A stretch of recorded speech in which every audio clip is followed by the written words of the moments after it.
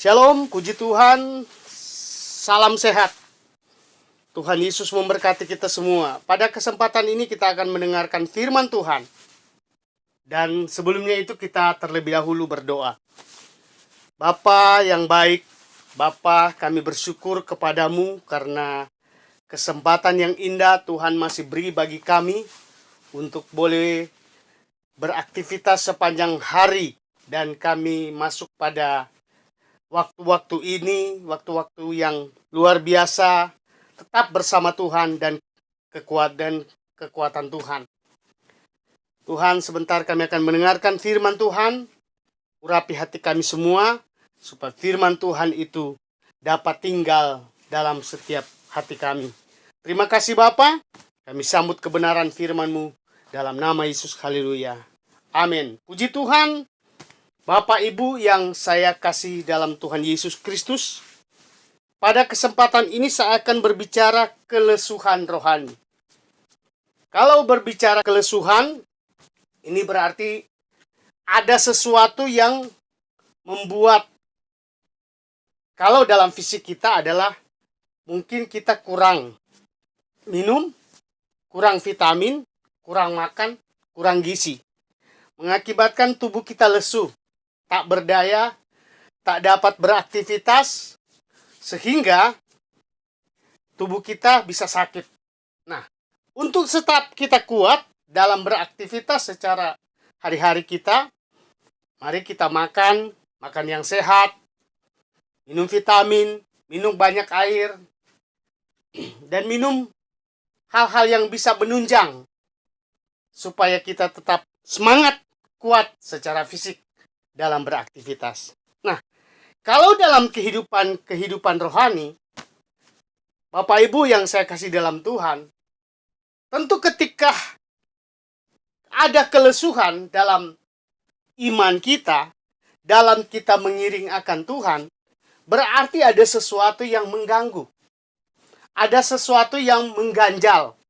Sehingga pertumbuhan rohani kita atau kekuatan rohani kita itu nggak jalan. Nah, apa yang harus kita kerjakan supaya pertumbuhan atau kekuatan rohani kita itu tetap luar biasa, tetap benar-benar kita maju, kita terus memandang hanya kepada Kristus. Tuhan Yesus berbicara tentang ajakan, ya. Saya baca dalam Matius 11 ayat 28, ayat ini nggak asing bagi kita. Tapi mari firman Tuhan kita dengar dan kita nyimak dengan baik. Matius pasal 11 ayat 28 dikatakan, marilah kepadaku semua yang letih lesu dan berbeban berat. Aku akan memberikan kelegaan kepadamu.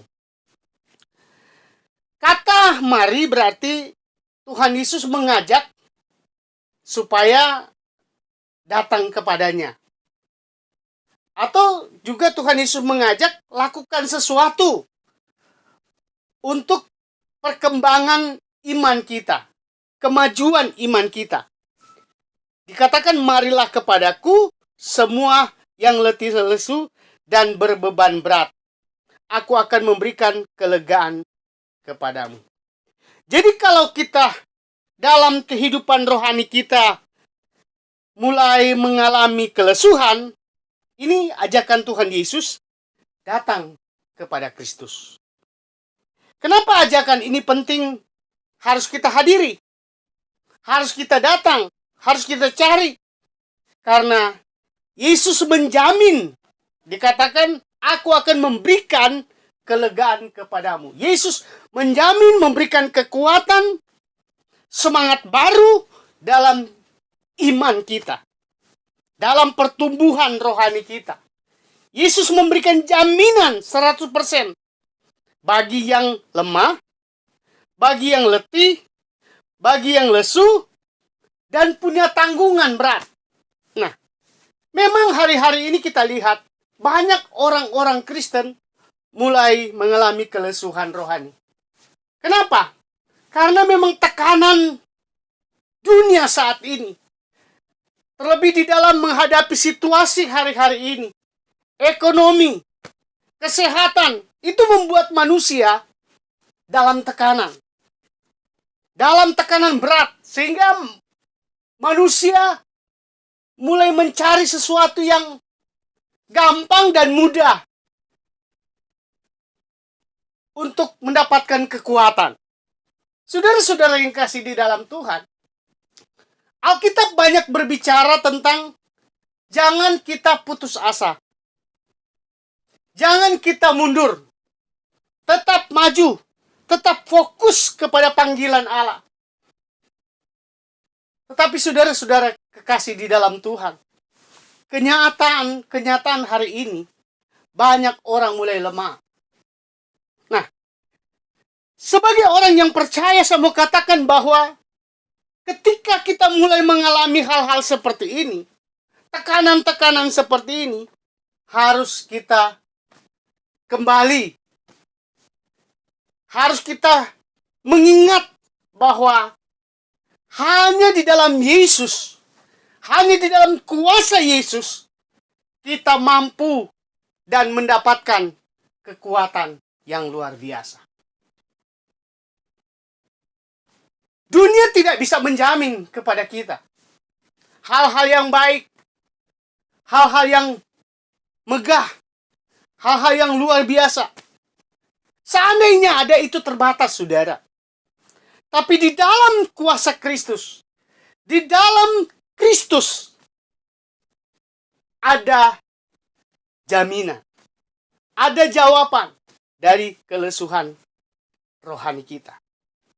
Dalam kelesuhan fisik pun, kita harus meminta kepada Tuhan supaya Tuhan melindungi kita, menjaga kita, memberkati kita, supaya kita dapat merawat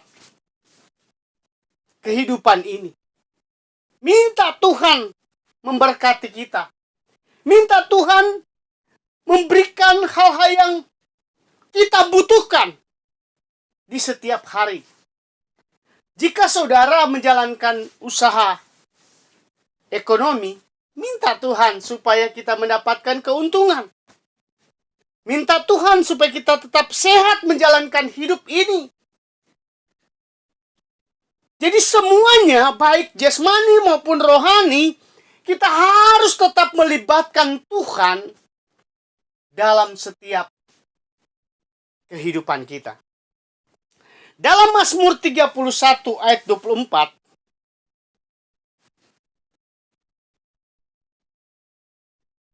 dikatakan begini, kuatkanlah dan teguhkanlah hatimu, hai semua orang yang berharap kepada Tuhan. Kuatkanlah dan teguhkanlah hatimu, hai semua orang yang berharap kepada Tuhan. Ini berbicara pengharapan, saudara. Dan kitab Mazmur ini mengatakan kuatkan dan teguhkan hati kita dalam menghadapi masalah, dalam menghadapi situasi keadaan hari-hari ini, baik di dalam secara fisik kita maupun di dalam kerohanian kita, perlu kita teguhkan, perlu kita kuatkan iman kita, pengharapan kita, atau disebut dengan percaya kita kepada Tuhan. Kuatkanlah dan teguhkanlah hatimu. Ini dasarnya apa? Karena ada bahaya, ada tantangan yang kita akan hadapi, sehingga dikatakan kuatkan dan teguhkanlah hatimu, hai semua orang yang berharap kepada Tuhan. Ini yang ditujukan kepada orang yang berharap kepada Tuhan. Kalau mau dipikir, ya kita orang-orang yang berharap kepada Tuhan. Tapi firman Tuhan tetap menguatkan kita, mengajak kita supaya kita tetap teguh, kuat di dalam Tuhan. Jadi saudara-saudara yang kasih dalam Tuhan, tidak menjadi suatu jaminan kita menjadi orang Kristen, sudah disebut anak Tuhan, lalu tidak mengalami tantangan, lalu tidak mengalami persoalan. Oh, tidak, saudara. Di dalam Tuhan, mengiring Tuhan, tidak mulus-mulus saja, saudara. Ada sesuatu hal yang bisa menghadang iman kita. Ada sesuatu hal yang bisa menghancurkan perjalanan iman kita. Sebab ini ayat ini mengatakan, kuatkanlah dan teguhkanlah hatimu. Semua orang yang berharap kepada Tuhan. Jadi jangan lengah dalam menjalankan kehidupan kekristenan ini. Jangan berpikir bahwa saya sudah puluhan tahun jadi anak Tuhan, lalu tidak mendapatkan tantangan. Oh, kita akan diperhadapkan dengan masalah. Dia akan diperhadapkan dengan tantangan. Tapi Alkitab mengatakan kita harus tetap kuat di dalam Tuhan. Saudara-saudara yang kasih dalam Tuhan, beberapa hal yang membuat orang mengalami kelemahan hidup atau kelemahan rohani, kelesuhan rohani. Pertama, dalam 1 Timotius 16, orang itu harus mengawas diri. Awasilah dirimu sendiri dan awasilah ajaranmu. Bertekunlah dalam semuanya itu, karena dengan berbuat demikian engkau akan menyelamatkan dirimu dan semua orang yang mendengar engkau. Itu dalam 1 Timotius pasal 4 ayat 16. Kita awasi diri kita sendiri.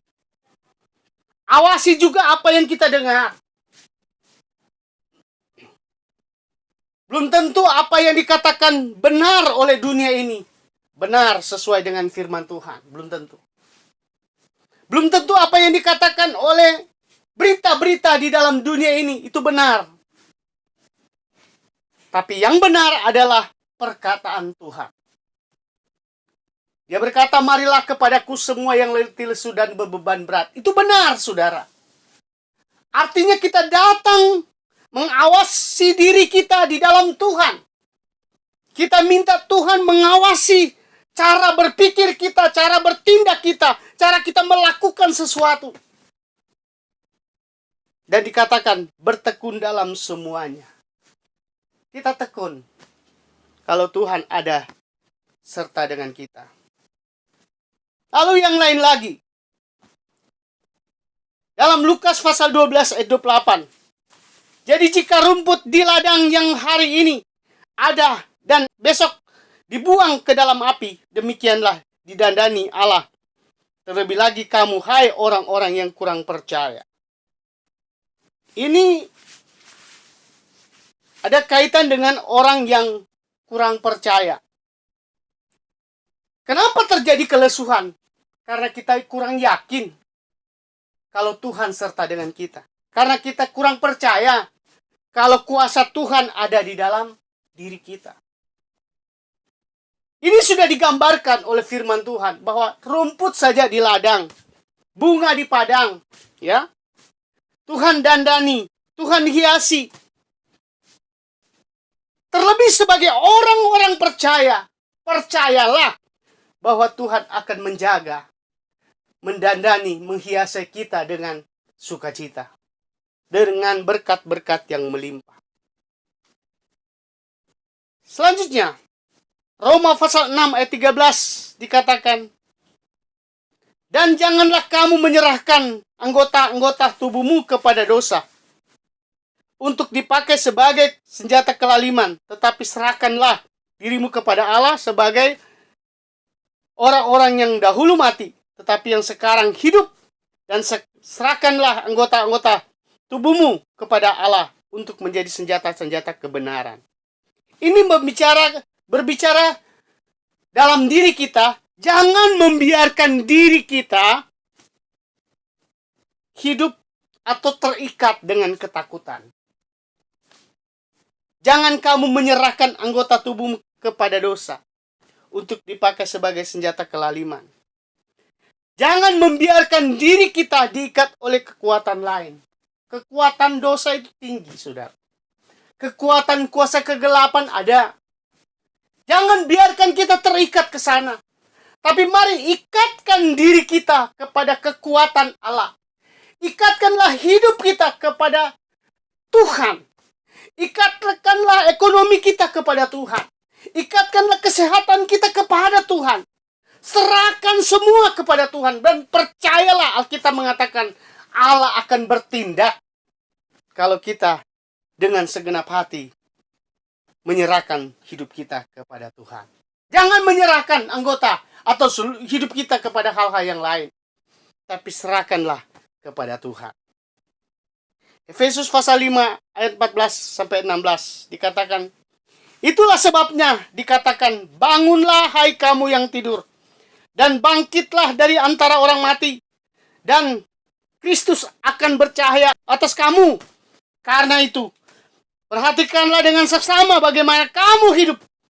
Janganlah seperti orang bebal, tetapi seperti orang arif.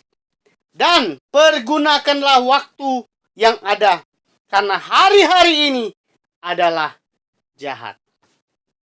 Saudara, dengan kata lain, tidak ada usaha yang kita kerjakan di dalam Tuhan itu gagal. Semua apa yang kita serahkan kepada Tuhan, pasti kita akan melihat hasil dan buahnya. Dikatakan, bangunlah hai kamu yang tidur. Banyak orang kerohaniannya mulai tertidur. Alkitab mengatakan, mari bangkit, bangun. Bangun imanmu, bangun hidupmu. Serahkan kepada Tuhan. Memuji Tuhan, memuliakan Tuhan, meninggikan nama Tuhan. Itu namanya bangun. Menguasai diri di dalam Tuhan. Itu namanya bangun. Saudara-saudara yang kasih dalam Tuhan, waktu-waktu ini bukan waktu-waktu yang baik lagi. Waktu-waktu yang cukup kita lihat hari-hari ini mencemaskan, menakutkan. Tapi sebagai anak Tuhan, saya mau katakan, mari tetap teguh di dalam Tuhan. Hadir pada panggilan Allah. Datang kepada panggilan Allah. Kembali dalam Matius pasal 11 ayat 28. Marilah kepadaku. Itu ajakan Tuhan kepada kita. Setiap hari datang kepada Tuhan. Minta, Tuhan hadirlah dalam pribadi saya, rumah tangga, pekerjaan, dan seluruh aktivitas saya. Minta Tuhan hadir.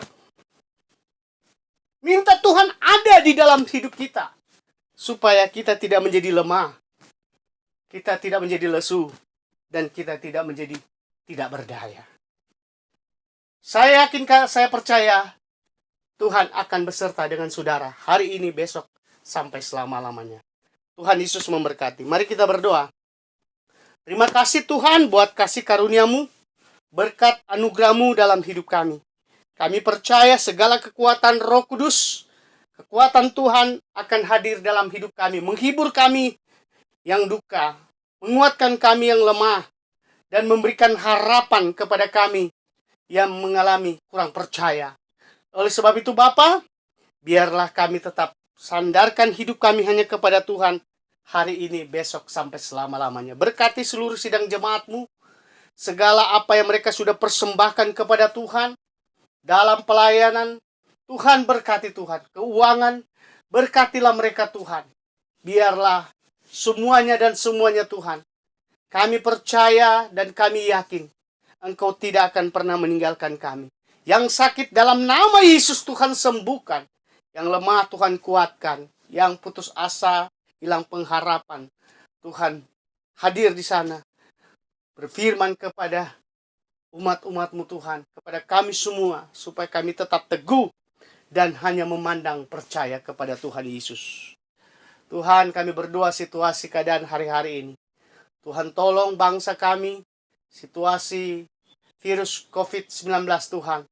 Biar Tuhan tolong Tuhan. Biar Tuhan sendiri yang membersihkan semuanya Tuhan. Jaga umat-umat Tuhan. Pelihara mereka dalam kasih-Mu. Segala usaha pekerjaan umat-umat Tuhan, ekonomi Tuhan berkati, berikan keuntungan Tuhan. Terima kasih Bapa dalam surga. Semua rencana hidup kami serahkan ke dalam tangan kuasa-Mu. Terima kasih Bapa. Di dalam nama Tuhan Yesus Kristus kami sudah berdoa. Haleluya. Amin. Tuhan Yesus memberkati kita semua. Shalom. Haleluya.